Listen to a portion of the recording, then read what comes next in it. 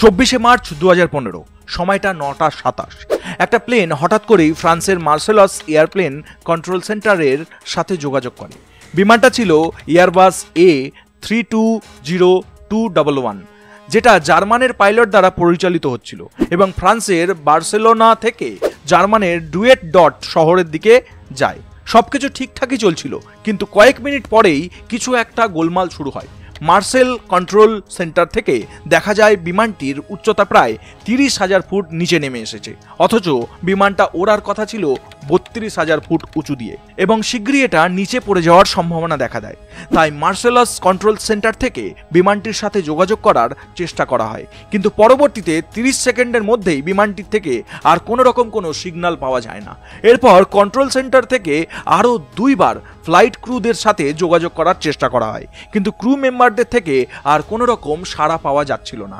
এরপর 9:38 control centre থেকে আর একটা ভিন্ন ফ্রিকোয়েন্সির সিগন্যাল দিয়ে চেষ্টা করা হয় তাদের সাথে যোগাযোগ করার, কিন্তু এবারেও কোনো সাড়া পাওয়া যায় না।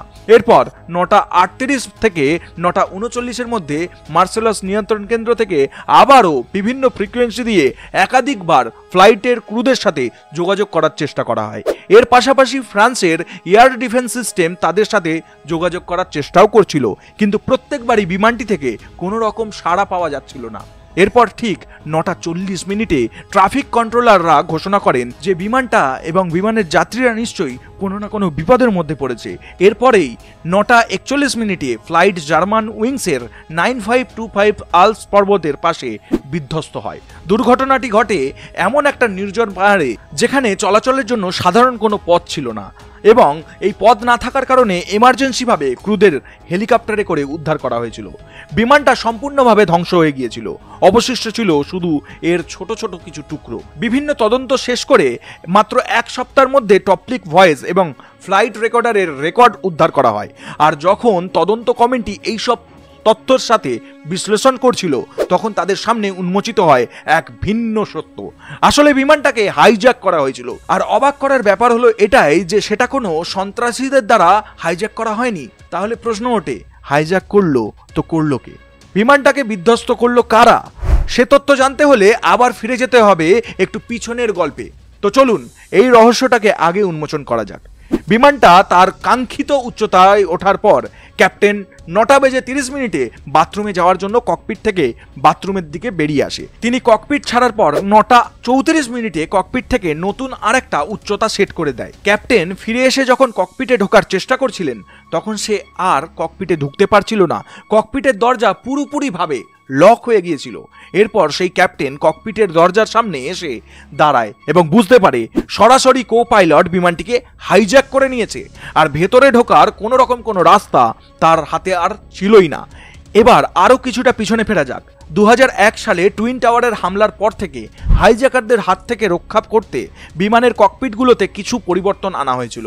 এক্ষেত্রে ককপিটে প্রবেশ করতে হলে একজন ক্রুদের সদস্য প্রথমে ককপিটের সিস্টেমের মাধ্যমে কল করতে হবে এবং একটা সিক্রেট বোতাম চাপতে হবে, যেটা ককপিটের ভেতরে বাজবে, আর তখন পাইলটরা দরজা আনলক করবে আর ক্রু সদস্যরা ককপিটের ভিতরে প্রবেশ করতে পারবে। তবে এক্ষেত্রে ক্রুদের কিন্তু কিছু কিছু ক্ষেত্রে এমার্জেন্সি কোডও দেওয়া ছিল, যাকে ককপিটের মধ্যে জরুরি অবস্থা তৈরি হলে যাতে তারা ককপিটে অবস্থিত পাইলটের অনুমতি ছাড়াই অটোমেটিকভাবে দরজা খুলে ককপিটের ভিতরে প্রবেশ করতে পারে। সেক্ষেত্রে ক্রুদের কিপ্যাডে থাকা এমার্জেন্সি কোডটাকে ব্যবহার করতে হবে।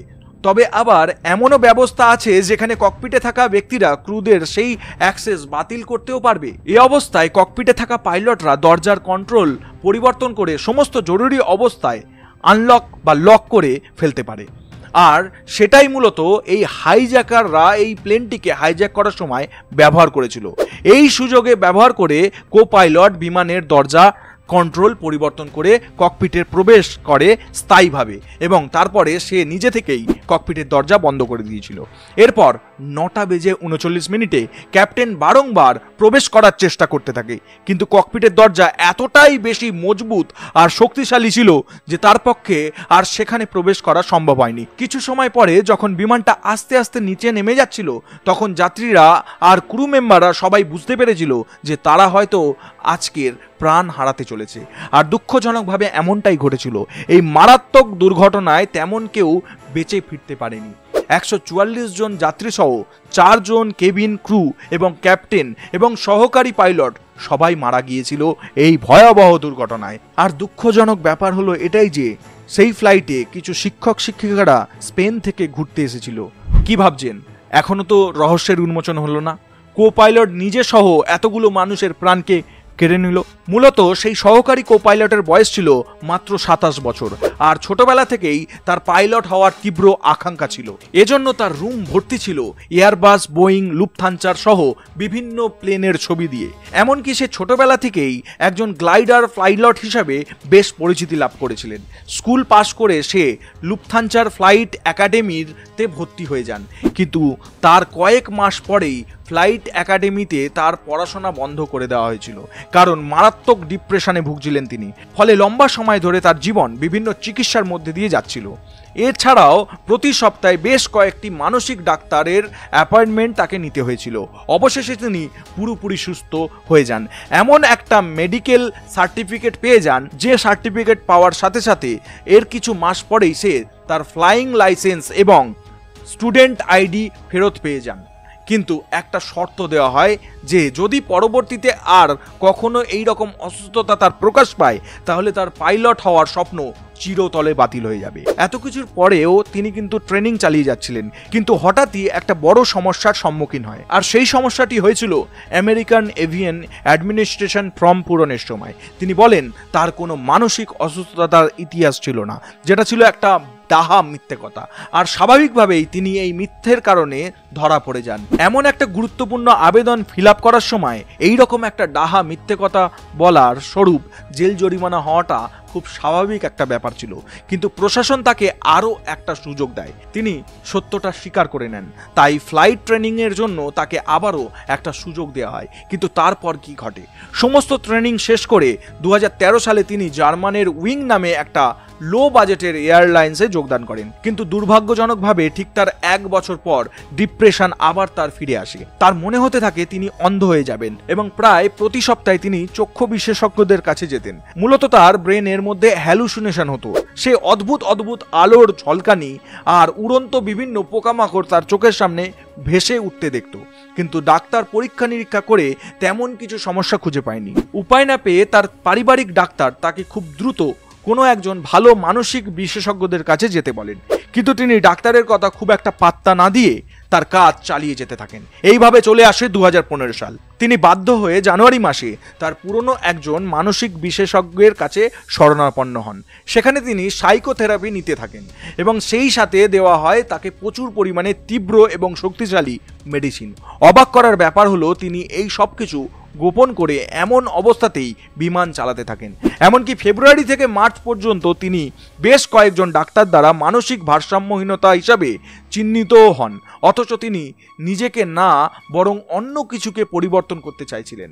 আর অবাক করার বিষয় হলো প্লেনের ক্র্যাশের জন্য ঠিক 4 দিন আগে তিনি কম্পিউটারে বসে এয়ারবাস A320 এই ককপিটের লক কিভাবে কাজ করে তা দেখতে থাকেন এবং এরও ঠিক কয়েকদিন পর তিনি ফ্লাইটের ককপিটে বসে বিমানকে নিচে নামানোর সেটিংসে প্রবেশ করে যান, যে সময়টায় মেন পাইলট ককপিটের বাইরে গিয়েছিলেন। এবং পরবর্তীতে তিনি এই সেটিংস ব্যবহার করেই বিমানটিকে ক্র্যাশ করিয়ে অসংখ্য মানুষকে আত্মহত্যা করান। আর ঠিক এই জন্যই গুরুত্বপূর্ণ ক্ষেত্রগুলোতে কাউকে সুযোগ দেওয়ার আগে তার মানসিক অবস্থা সেই সাথে আরও বেশি পরীক্ষা নিরীক্ষা করে নেওয়া উচিত। কিন্তু তারপরেও দুর্ভাগ্যজনকভাবে কখনো কখনো ভুল মানুষরা এই সব গুরুত্বপূর্ণ পদগুলোতে নিয়োগও পেয়ে যান, আর এর ফলে ঝরে যায় কিছু তাজা প্রাণ। ভিডিওটি শেষ পর্যন্ত দেখার জন্য আপনাকে অসংখ্য ধন্যবাদ।